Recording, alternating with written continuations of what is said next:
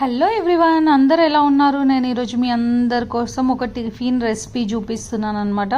చాలా ఈజీగా ఎలా టేస్టీగా చేసుకోవచ్చు అని చెప్పేసి దీన్ని టిఫిన్గా చేసుకోవచ్చు, లేదంటే స్నాక్స్ లాగా కూడా చేసుకోవచ్చు. అదే బ్రెడ్ ఆమ్లెట్ అనమాట. ఫస్ట్ నేను ఇక్కడ 4 ఎగ్స్ తీసుకున్నాను అనమాట. ఫస్ట్ ఎగ్స్ తీసుకోవాలి. తర్వాత నెక్స్ట్ అందులోకి సాల్ట్, ధనియాల పొడి, చాట్ మసాలా వేసుకోండి. బాగా టేస్టీగా వస్తుంది అనమాట. కొంచెం పైకెళ్ళి వేసుకున్నా కూడా బాగా టేస్టీగా ఉంటుంది అనమాట.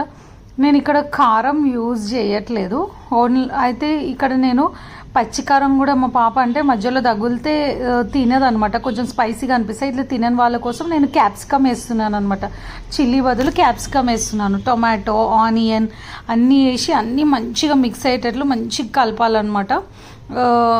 ఇది ఎంత మంచిగా కలిపితే మంచి సాల్ట్ అవన్నీ మంచిగా మిక్స్ అవుతాయి, లేదంటే ఇట్లా ఉండలు అవుతాయి. ఆ తర్వాత ఒక ప్యాన్లోకి బటర్ని మంచిగా రుద్ది బ్రెడ్ని ఫ్రై చేయాలన్నమాట. ఇది ప్రోటీన్ బ్రెడ్ అనమాట.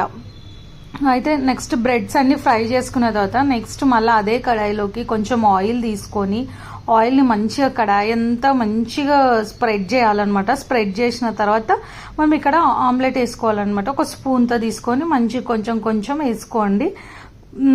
మంచి స్ప్రెడ్ చేసుకోండి. మొత్తం ఒకటే దగ్గర ముద్దలాగా కాకుండా మంచి స్ప్రెడ్ చేసుకొని ఇంకా మళ్ళీ పైకి వెళ్ళి ఆయిల్ వేయాల్సిన అవసరం లేదు.